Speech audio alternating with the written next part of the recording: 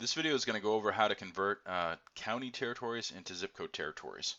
So what I have here is I have three territories. I have Colorado, Kansas City, and Oklahoma, and they're built with my counties layer. If I want to convert this into zip codes territories, I'm going to have to export and re-import it. One important thing to know is that county lines and zip code lines do not exactly line up.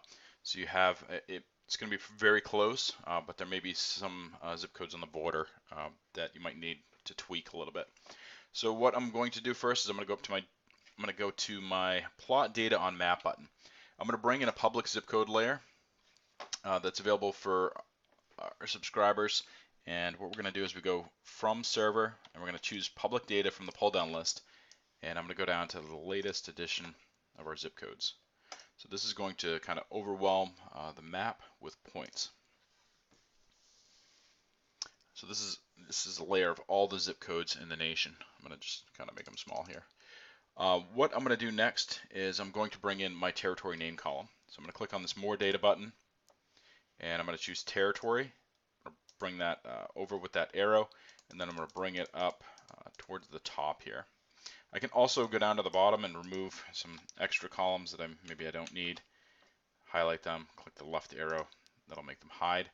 Click Set Data Columns, and now you have zip codes with a newly added territory name column. I don't have territories in all of the United States, so I want just a list of those that have territories. So I'm going to use my filter. So I'm going to click on this filter at the top here, and from the pull down list I'm going to choose territory. The top none, I'm going to do greater than, and I'm going to put in a 0 so that it blocks out the ones that don't have any values. I'm going to click filter. And so now I have my list of all my territories, Kansas and Oklahoma and Colorado. Next, I'm going to export this data. I'm going to click the button at the end, click Next, click Save, and I'm just going to give it a name.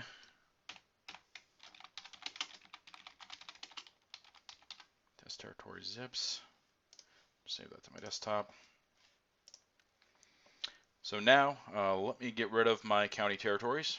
So I can click on this little 2 white sheets of paper with a blue check mark if I want to delete my old ones. Go to Manage Territories, and I can choose Delete All. I could wait and delete those later if I'm apprehensive. And so now I'm going to just close out of this data window, and I'm going to just uncheck this zip code layer box so I don't have to see it anymore. And let's uncheck counties, and let's enable our zip code layer. So next we want to bring in that territory spreadsheet. So to do that, I'm going to click on my Create Territories button, and I'm going to browse to my desktop.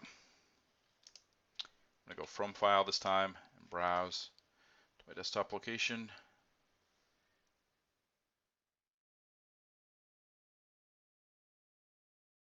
Oh, here we are.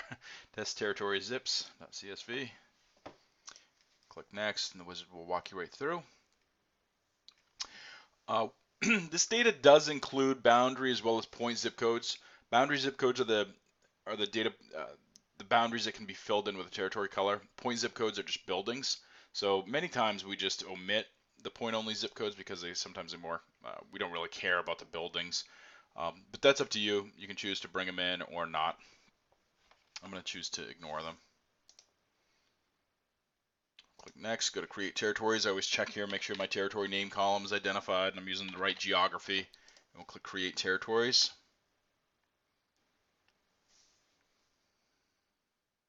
And now we have them defined by the zip code layer instead.